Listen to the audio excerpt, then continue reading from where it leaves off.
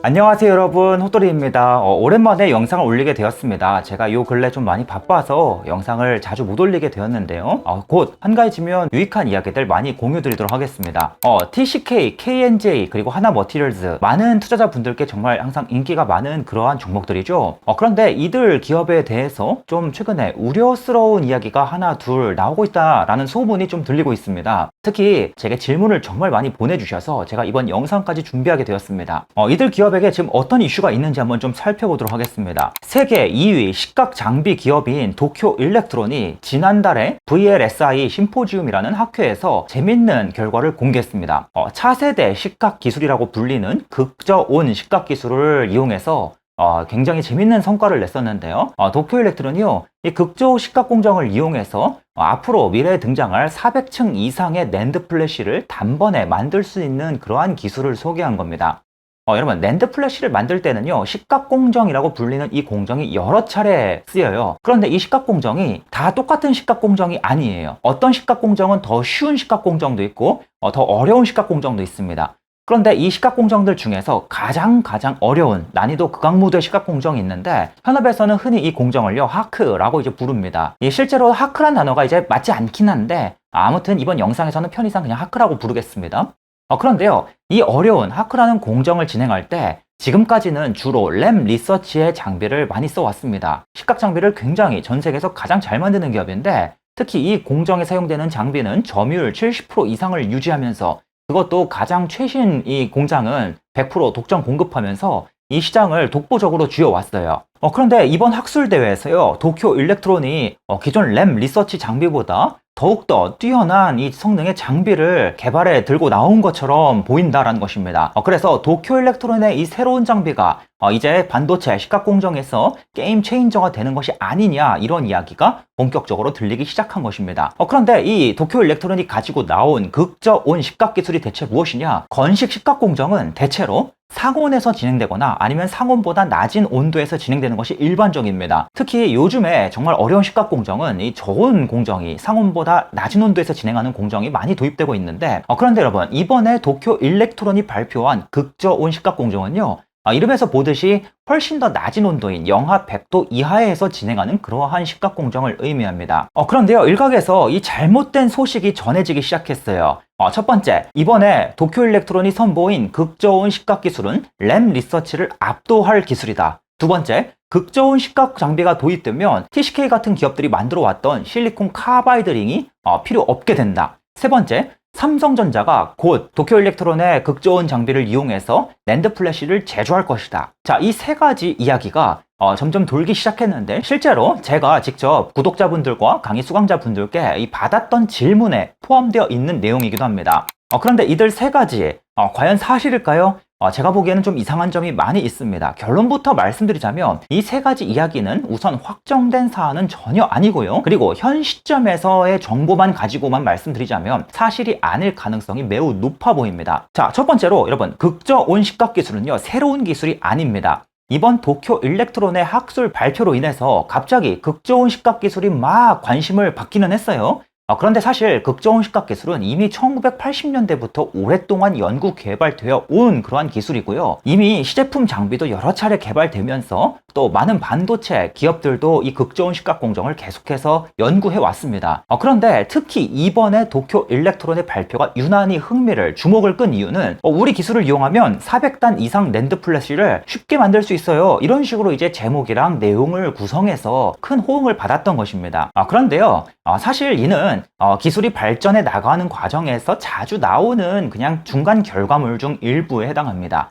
극저온 시각 공정은요, 여러 가지 공정 조건을 바꿔가면서 굉장히 다양한 방식으로 수행할 수가 있는데, 도쿄 일렉트론이 이번에 장비 내에 웨이퍼가 위치하는 영역의 구조를 좀 바꾸고, 그리고 사용되는 특수가스의 종류를 바꿔서 우리 더 효율적인 극저온 시각을 한번 해봤어요. 그러한 결과를 발표한 내용이다. 이게 뭐 대단한 새로운 기술이 막 새롭게 등장한 것도 아니고, 그리고 또 바로 양산 라인에 적용할 수 있는 그런 기술도 아니라는 점을 좀 먼저 말씀드립니다. 자, 그리고 무엇보다요, 극저온 시각 기술은 도쿄 일렉트론만 보유한 기술이 아닙니다. 램 리서치 그리고 어플라이드 머티리얼스 같은 기업들도 이 공정을 계속해서 준비해왔고 여러 차례 논문도 발표해왔어요.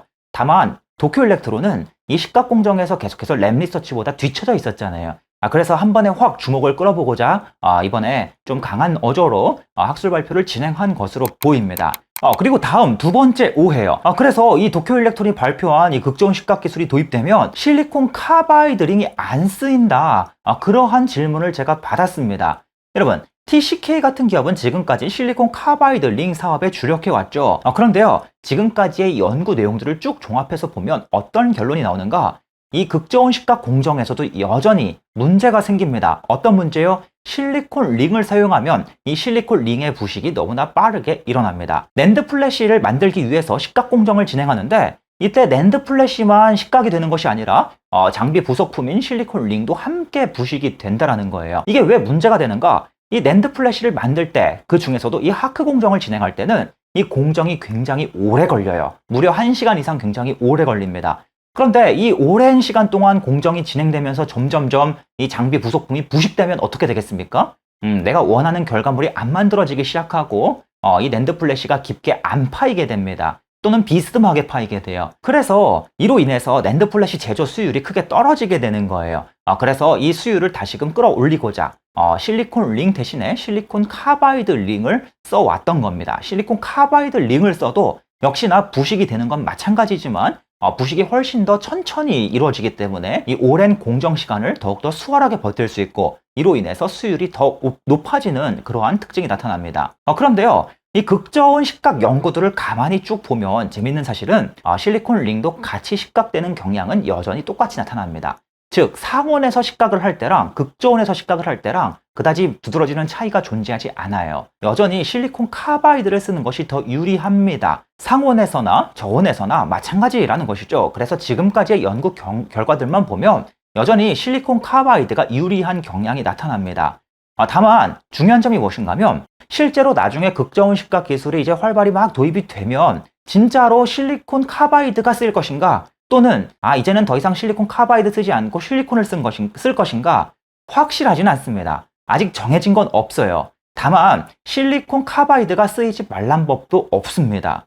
그래서 실리콘이 쓸 수도 있고 실리콘 카바이드가 쓸 수도 있지만 지금까지의 연구 결과들만 보면 실리콘이 매우 불리한 경향성은 지금까지의 식각과 똑같다. 그래서 아마도 실리콘 카바이드가 계속해서 쓰일 가능성이 좀 더 높다라고 우리가 생각을 해볼 수가 있다라는 것입니다. 자, 이에 대해서 조금 더 상세한 내용을 제가 블로그 글에 담아놨는데 한번 읽어보시고요. 자, 참고로 말씀드리자면 여러분, 실리콘 카바이드라는 소재는요, 여러분 사실 한 번쯤은 본 적이 있는 소재입니다.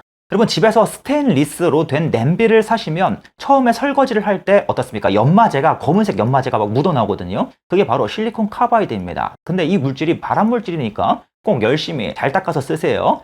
새로 산 냄비를 바로 설거지 안 하고 그냥 바로 요리에 써먹으면 실리콘 카바이드 연마제가 발암물질로 적용하게 됩니다. 자, 그런데 세 번째, 제가 구독자분께 더 충격적인 질문을 받았습니다. 이번에 도쿄일렉트론이 발표한 극저온 기술이요, 상용화를 코앞에 두고 있고요. 그리고 곧 삼성전자와 함께 테스트를 진행해서 조만간 출시할 삼성전자 낸드 플래시에 도입이 될 거래요. 이러한 내용인 질문 중에 포함되어 있었습니다. 그런데요, 여러분, 이는 잘못된 이야기입니다. 자, 얼마 전에요, 도쿄일렉트론이 굉장히 신기한 차세대 장비를 개발하기는 했어요. 그래서 요거 짠 하고 공개했거든요. 근데 이 새로 공개한 장비가 이번에 지금 이슈가 되고 있는 극저온 장비는 아닙니다. 둘이 전혀 별개 장비예요. 그래서 이 도쿄일렉트론이 얼마 전에 이제 상용화한 장비는 하이브리드 식각 장비라고 불리는 그러한 새로운 장비인데, 이 장비는 이제부터 삼성전자와 퀄테스트를 진행하면서 양산 공정을 이제 확보하는 단계로 가는 것은 맞습니다. 지금까지 알려진 내용들을 대략 유추해 봤을 때 아마도 이 하크 공정에 쓰일 가능성이 높다. 그래서 이 랩리서치와 이제 경쟁을 하는 그런 장비가 될 것이다라고 유추가 되고 있습니다. 만약에 이 장비의 성능이 생각보다 괜찮아서 본격적으로 삼성전자가 도입을 하게 되면 아마도 10세대 낸드 플래시부터 쓰일 것이다 라고 지금 기사가 나왔거든요. 10세대 낸드 플래시는 삼성전자가 2026년에 주력 제품으로 양산을 시작할 제품입니다. 그러면 아마도 이 하이브리드 장비는 2024년 말부터, 즉 내년 말부터 공급이 될 가능성이 있어 보입니다. 그런데 중요한 점은, 자, 이 장비는요, 앞에서 논란이 되었던 극저온 식각 그 기술과는 다른 이슈라고요. 전혀 별개의 이슈입니다. 그래서 어떻습니까? 삼성전자가 이거 도입할 거래요 라는 이야기는 완전히 잘못된 이야기입니다. 그런데 여러분, 굉장히 중요한 점이 있습니다. 만약에 이번에 도쿄 일렉트론이 하이브리드 식각 장비라고 불리는 새 식각 장비를 삼성전자에 막 본격적으로 확대 공급하기 시작하면, 램리서치 장비의 점유율을 막 뺏어오기 시작하면 무슨 일이 생길까요? 바로 TCK와 하나머티리얼스의 구도에 영향을 줄 수가 있습니다. 제가 일전에 블로그에 글을 쓴 적이 있어요. TCK와 하나머티리얼스는 똑같이 실리콘 카바이드 사업을 하지만 경쟁 관계는 아니라 그랬습니다. 왜 그런가 하면 TCK는 램 리서치 쪽으로, 그리고 하나머티리얼스는 도쿄 일렉트론 쪽으로 특화되어 있거든요. 그런데 이번에 이 도쿄 일렉트론이 공개한 하이브리드 식각 장비가 2024년 말부터 정말로 이 수주가 확대되고 램 리서치의 점유율을 뺏어오게 된다면 어떤 이 스토리를 구상해 볼 수 있겠습니까? TCK의 이 실리콘 카바이드 공급량은 예상보다 줄어들고, 그에 반해서 하나머티리얼스의 실리콘 카바이드 공급량은 예상보다 늘어날 것이다 라고 우리가 추론해 볼 수 있다는 것입니다. 특히 이 하이브리드 식각 장비도 역시나 실리콘 카바이드 링을 씁니다. 그래서 하나머티리얼스와 TCK가 똑같이 실리콘 카바이드를 공급하는데 이 두 기업이 직접 경쟁하는 것은 아니다.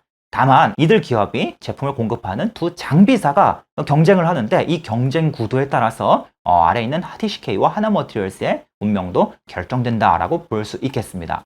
물론 도쿄 일렉트론의 장비가 실제로 나중에 얼마나 공급될지, 삼성전자가 테스트 해보고 나서 램리서치 거보다 좋네라고 평가할지, 아니면 아직은 니네 좀 더 좋은 거 만들어 와 라고 평가를 내릴지 알 수가 없습니다. 지금 시점에선 예측도 불가능해요.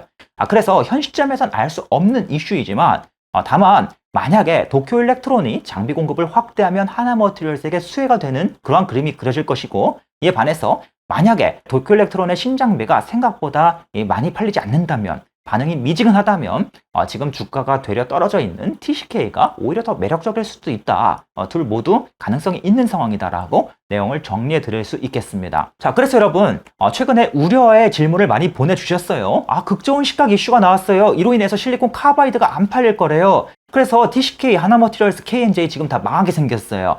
이런 식으로 막 내용을 보내주셨는데요. 모두 잘못된 사실이다. 지금 현 시점에서 걱정할 사안이 아니다.